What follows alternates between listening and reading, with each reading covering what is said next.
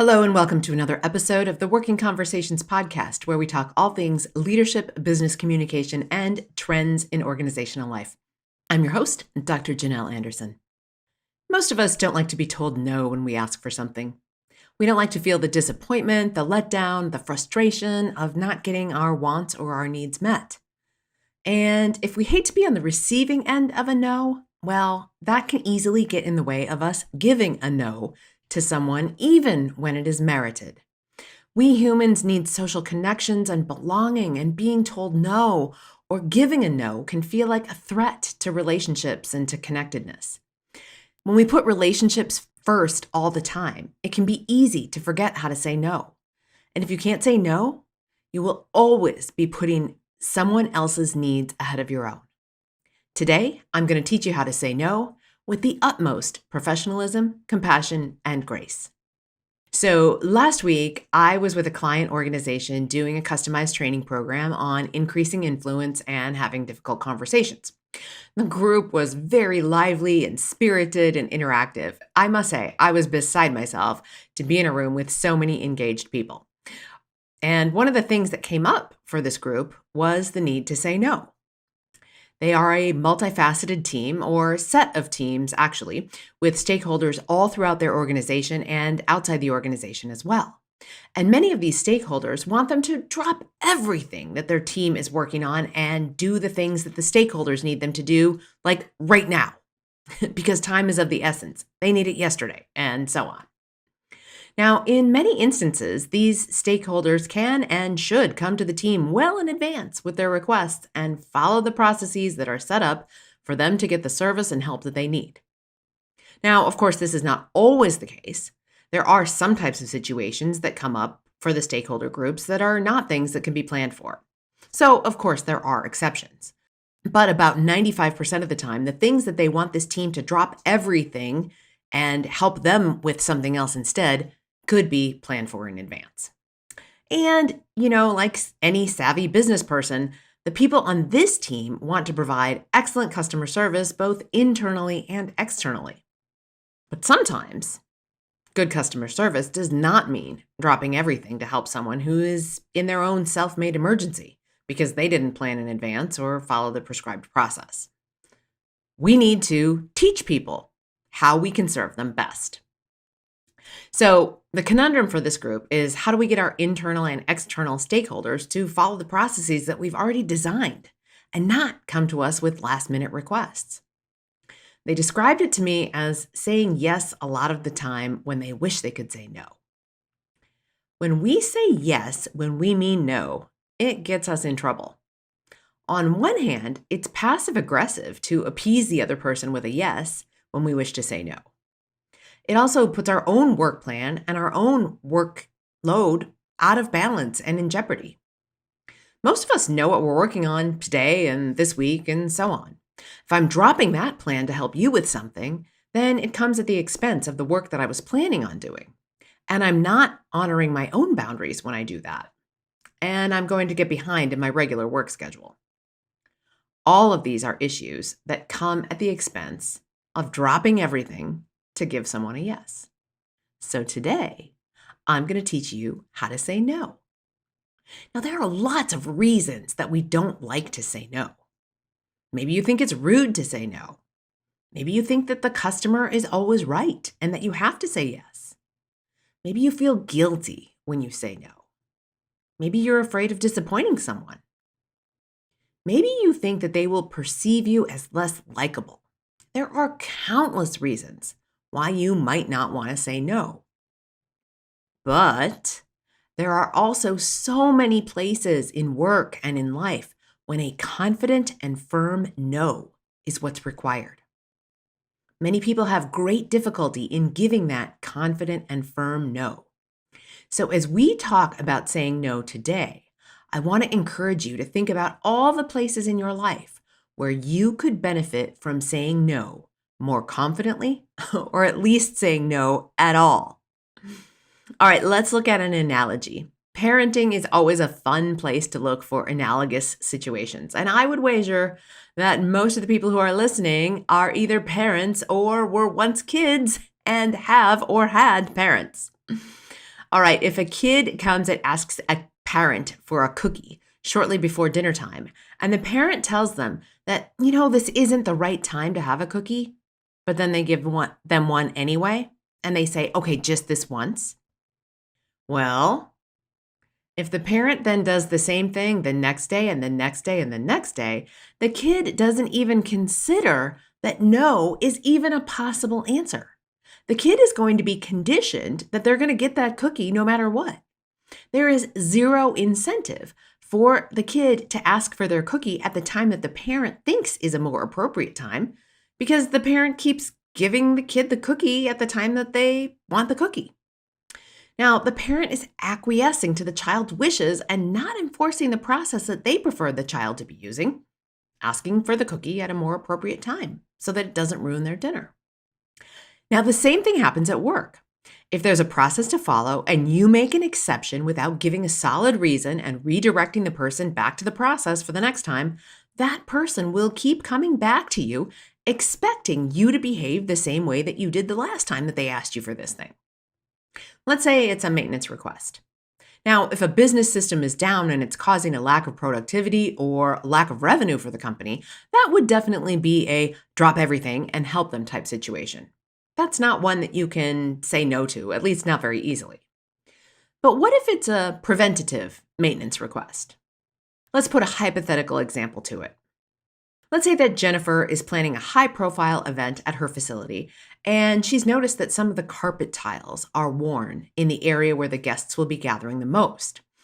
She thinks this will be negatively perceived by the guests and that it will make the event space look shabby and that it will reflect poorly on her and on the organization. She knows there's a form for requests like this and a process that goes along with the form, and that the requests get handled in the order they're received. She knows this. She understands this. She knows this to be fair. But her event is 3 days from today, and she's not sure if maintenance will even read her request by then. She happens to know Dave in the maintenance department pretty well.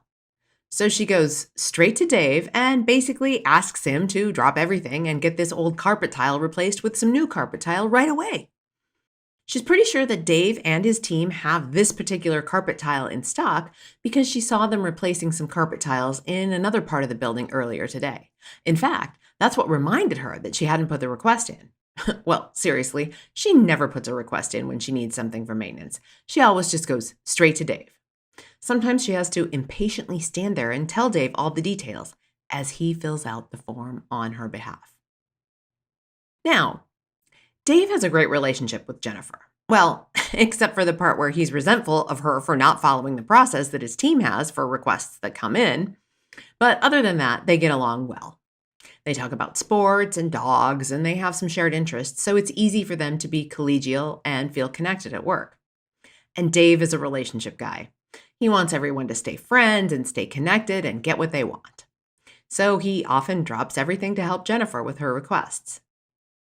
Now, in addition to his slight resentment toward her, he also falls behind on other projects and he ends up feeling overwhelmed. He and his team already have a lot to do, and like most teams, they're shorthanded. And requests like Jennifer's make his day worse, tipping him into stress that could lead to burnout. So this hypothetical situation of Jennifer and Dave is pretty much what's going on with the teams that I was working with last week. Now, I gave them some strategies then, but today I'm going to go into a bit more depth and share some additional strategies and thinking on the topic. Now, telling someone no at work can be challenging, to be sure, and it's an important skill to master in order to set boundaries, in order to manage your own workload, and in order to maintain your own productivity. Let's dive first into boundaries. As I said earlier, it's passive-aggressive to say yes when you mean no. You are clearly violating your own boundaries, and the only thing that will come from that is resentment. Every time you're saying yes to someone else, you're saying no to someone or something else. If that no is to your own work, that is, you're sacrificing your own work time to do something for someone else or do someone else's work, you're saying no to yourself. Now, in order to manage and respect your own boundaries, You need to be clear about your priorities so that you can say yes to yourself and yes to others when you mean to say yes. So, what's most important to you? Without anyone's specific circumstances clouding your judgment, what will you say yes to? And what will you say no to? Now, of course, context is important as well. It also includes who. Who will you say yes to? And who will you say no to? Does it matter if it's your boss or your boss's boss? It's important for you to be clear on these things in the abstract so that you're ready when specific circumstances arise. Before you can say no to a request, you need to know your own priorities and your own boundaries. Understand your current workload, your deadlines, and your commitments to determine if you have the capacity to take on additional tasks. Now, when you're violating your own boundaries, you'll feel resentful. Sometimes you'll feel resentful right in the moment. Other times you might feel helpful and cheerful in the moment, but you will feel resentful later in the day or later in the week when you're feeling overwhelmed because you stopped your own work and you dropped everything to help others. If you say yes to every request, it can lead to an overwhelming workload and potential burnout. And you might not even fully recognize that resentment and that overload is leading to your sense of burnout. It might just be that you have a low level of stress that you're feeling all the time. Saying no professionally and respectfully will give you some breathing space. It will help you honor your own boundaries and manage your own workload. So, how exactly do you say no? Here are some guidelines. First, be consistent and firm. It's really important to be consistent. You need to be consistent with your no so that people are not confused. And you also need to be consistent across the board. If Dave in maintenance always says yes to Jennifer, but he says no to Anna for a very similar request, then he's playing favorites, and that's going to lead to an additional pile of trouble.